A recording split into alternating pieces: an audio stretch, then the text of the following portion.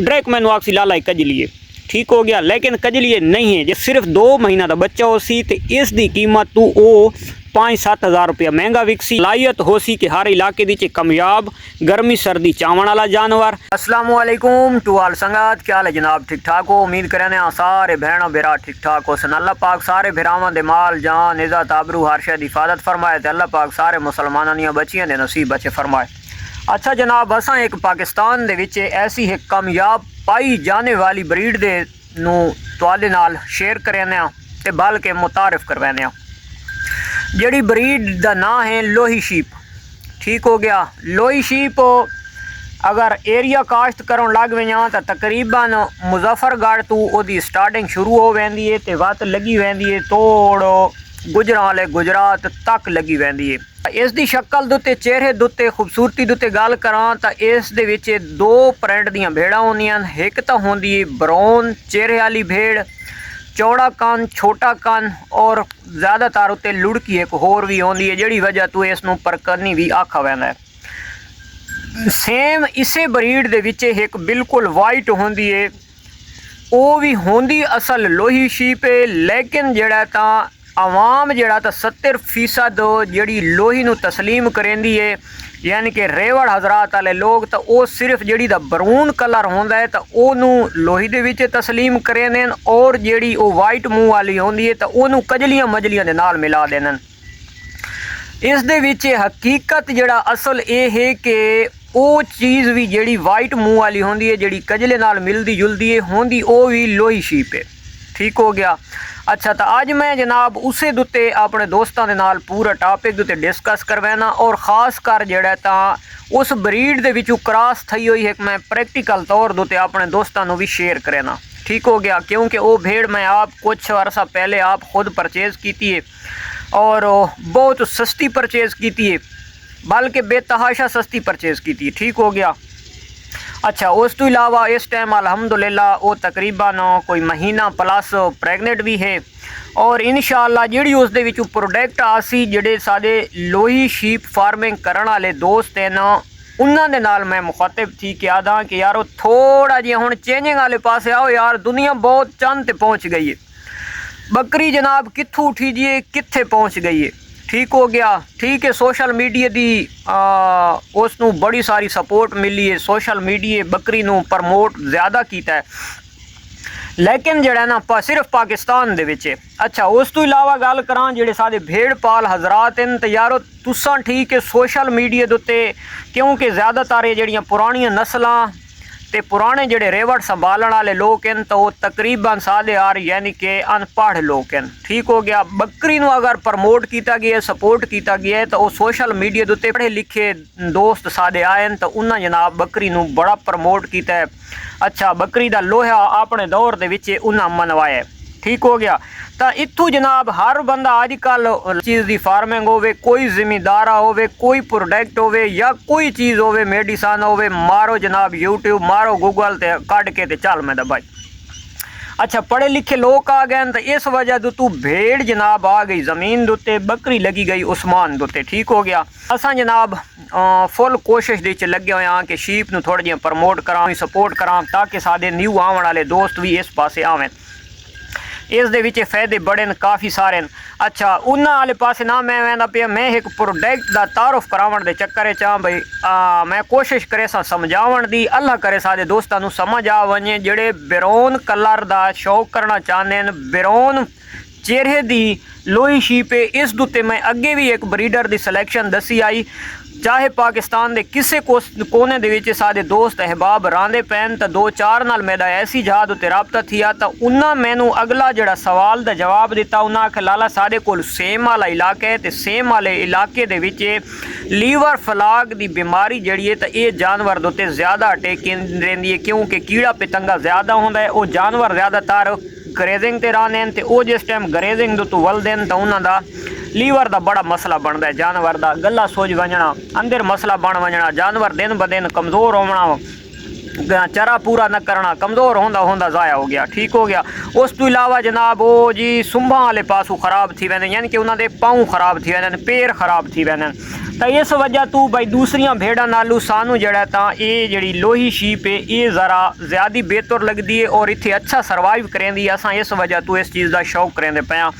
ਤਾਂ यानी कि मैदा उन्हों के नाल ये इख्तलाफ नहीं है कि तुसा यारो मैं मोर लेंदा पिया या हिक्के चीज़ दी मैं यानी कि आदा पिया भी तुसा वो करो, लेकिन मैं आदा यारो थोड़ी चेंज करो यार अपनी प्रोडक्ट नू, अपनी प्रोडक्ट अपना लोहा मनवाओ यार। अपने इलाके दे विचों तुहानू अगर समझ आंदी पई है तां मैं जिहड़ियां गल्लां करदा रहा अल्हम्दुलिल्लाह मेरे करीम ज़ात दा लख लख शुक्र है कि मैं बिल्कुल हकीकत ते मबनी गल्लां करदा कि थोड़ा जिहा यार उन्होंने चेंज करो। अल्लाह दी ज़ात एदा बला दा खोपर दिता है, असां सारे दिहाड़ एक दूजे दी गिबत करन दे च गुजार देने जिहड़ा असां कम करेंदे पे होने उस नूं असां इजाफे वाले पासे ना वेंदे। बस ठीक है यार भाई एक दे दो होंदे पैन ठीक है यार, इस चीज़ नूं छोड़ो, थोड़ा जिहा चेंजिंग आनो यार। पैसे तुसां आप कमावणे कुछ मैंने देवनी ने।